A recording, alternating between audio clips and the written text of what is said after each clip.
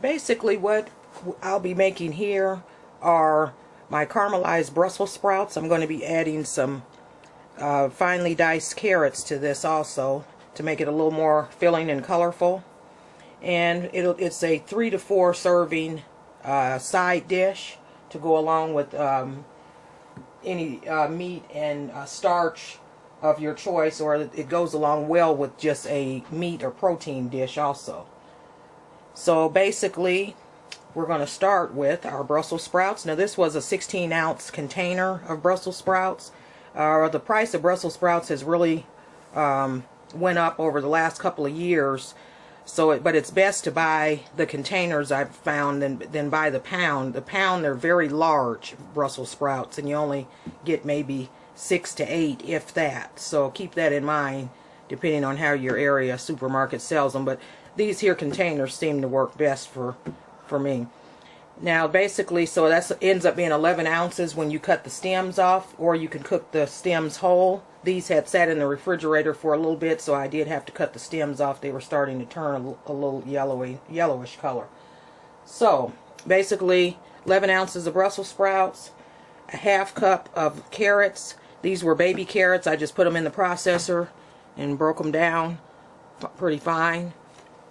And then also we have 2 ounces of green onions just chopped up. In this here we have 2 ounces of bacon, and this here has been in the processor. It's almost like a dust because I want it to be finely dispersed throughout the Brussels sprouts and carrots. Now basically that's equivalent to about 4 slices of regular bacon or turkey bacon. That's actually what it breaks down to when you put it in a processor. And then also we're going to add a little bit of dry, or you can use fresh bell pepper. That's optional. I'm going to be using kosher salt. You can use any other type of salt. Red black pepper blend. And then what we have here to help with the caramelization is 1 tablespoon of Burr Rabbit molasses.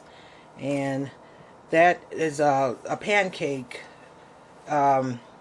syrup, like down south a lot they use it on pancakes, but I like to cook with it more, so I don't care for it on pancakes or waffles. But anyways, 1 tablespoon of that. And then also we have brown sugar. Now this here is brown sugar that has dried out, and I'm sure many of you have experienced the heartache of going into the cupboard to get brown sugar, and it's rock hard. Basically what you do with this is put this in the microwave on about 2 to 3 minutes. Put your power, important here, hence put the power on 5 or either 4. You don't want to put this on the power of 10 because you will burn it up. And once you burn it up, you'll have a horrible smell in your microwave, and the sugar will start burning, and a lot of times it'll go throughout and you won't be able to use it. You do need to put about as much as you think you want to use because it will harden back up very quickly. But when it gets like this, don't throw it away. You can work with it. You just have to soften it up. And we're going to use about 1 tablespoon to 1.5 tablespoons of the brown sugar. Now, you can use white sugar if you want. If you do, I suggest about 2 tablespoons. But I'm trying to stay away from just white sugar, so we're going to do the molasses with a little bit of the brown. Alright, so right now what I'll do is go ahead and get this situated. I'm going to re-rinse my Brussels sprouts again. They've kind of dried out. And I'm going to preheat my skillet with about 1 tablespoon to 2 tablespoons of oil in there, or you can use butter or margarine. So we'll go ahead and get this thing started.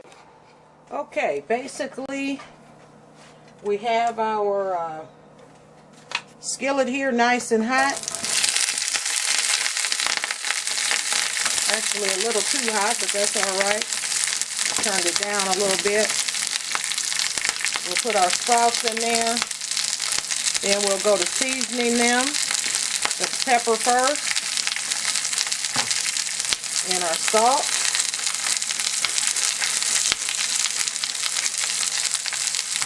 A little bit of dry bell pepper. And this comes out very fine, so if you don't see this, don't worry about it. It's because it comes out fine. And you don't want a whole lot in here because bell pepper can overwhelm. Okay. And then what I'm going to do next is kind of shake this up a little bit. Kind of roll those around. And if I can find my little bowl here, get those leaves in there. There we go.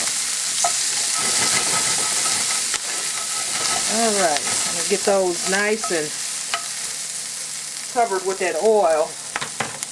And we'll add our onions. And then our carrots. And if you know about cooking carrots, you know they tend to be firm. They stay firm for quite a while. That's why I didn't cook these whole, even though in their baby carrot form, shape, and size. I didn't cook them like that because carrots just tend to stay very firm for a long time when you're trying to saute them, or which we're cooking longer than a saute with this because you want these sprouts to kind of smother. Now at this point, I failed to mention, but I'm going to add a little bit of water in there to get a smother. You need that to kind of smother, and I've already turned down the fire.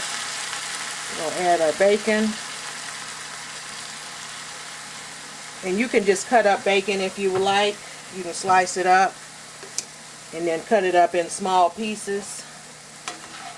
But the main thing is to just toss this all good before you cover it up. And your Brussels sprouts, you can also prepare these, like I cut the tips off, you can cut these in half too, and it will cut the cooking time down. So basically, this is on about a medium low to a medium temperature. I'm not going to put my molasses on there yet. You don't want to put that on there right now because it will burn. So we're going to go ahead and let this simmer for about 20 minutes. We'll come back and check it. It may need to simmer for about 30 minutes. And you want this to be on a low simmer with a lid on it. Do not leave the lid off, otherwise your juices are going to dry out and your Brussels sprouts are going to be undercooked. See you back in about 20 minutes. Okay. Now I know I told you I'd come back in about 20 minutes. It's been about 15. And as you can see, these are starting to get the coloring going on. You want them to start caramelizing by themselves like that prior to putting your molasses, syrup, or whatever you choose to use, sugar or anything like that in there. I'm going to add a little bit more water. I'm going to turn the heat down on this a little bit more to get it to kind of to a low. Cast iron is cooking a little bit hotter than I want it to. Add a little bit more water. There we go. Now, because I don't want to put my syrup in there, my molasses rather, on that skillet bottom. Now my brown sugar, even though some of mine, I didn't even melt this down. This was some that I had melted down earlier. I'm going to go ahead and put it in there. I'm going to just throw it in there like that. It's going to melt down anyway. But you don't want to put a big chunk of it in there, because then it won't melt down evenly. And this here is the molasses. I'm going to just kind of put that over it like that.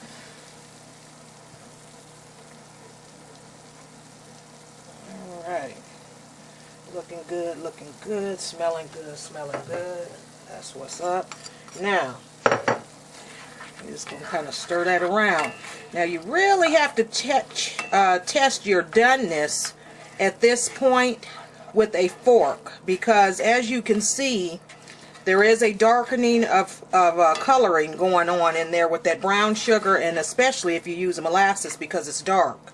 So you don't want to misinterpret that as being done and go to bite into your Brussels sprout and it's hard in the middle. So basically what I would suggest, for instance, this one here is caramelized on the outside, as you can see. But to tell if that's done, the fork is going in there, but it's not going in there very easily once I get halfway through. So you just kind of want to pick those up, stick a fork in them. Now this one here is pretty much done. If you find that they are done, you can just take those out, but I want mine to be really, really soft. And that's just how I like my veggies. I used to eat them real firm, but I have a problem digesting my vegetables when they are cooked with their full nutritional content, actually, when they're firm like that and crisp. But I have a tough time digesting them like that. So basically, I want mine to be soft where I can stick a fork through it, similar to this. But I'm not going to take that out quite yet, because these here, I want to take all mine out together. But then you have your larger one. This is where cutting these in half will cut your cooking time. Okay, so there we have that. Those are looking good, smelling good.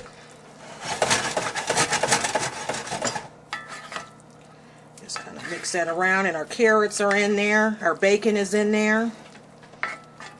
Alright, you don't have to use very much salt. If you're watching your sodium, you don't have to use any salt, because the bacon has a lot of salt itself. I probably could have cut back on a little bit of that bacon myself, in that I have high blood pressure. But anyway, it is what it is. So we'll go ahead and come back and check on this in about 10 or 15 minutes. Okay, basically, I am back to check them. And basically, they are done. All of them are done to my liking. And for some reason, I did not quite like the carrot taste in there. So what I'm going to do, it offers some flavor, but it wasn't what I had in mind particularly. I was thinking more of a glazed carrot, and I probably should have left these whole. So if you don't care for the carrot taste, you can just do what I'm doing and scoop out the Brussels sprouts and call it a day. You do still have some of the carrot flavoring in there, so it's not like you wasted them. And basically, I'm going to freeze these and start my compost project soon. What I do with the project I do with the grandkids. Therefore, there's never any waste. We throw away bones, fish bones, chicken bones, anything like this that I don't end up using as part of an edible portion. It makes for very good nutrients in the soil. So basically, here's our caramelized Brussels sprouts right here. And again, that's probably 2 to 3 servings, maybe 4, depending on how many you're eating. So, Kim's caramelized Brussels sprouts. Go and check it out.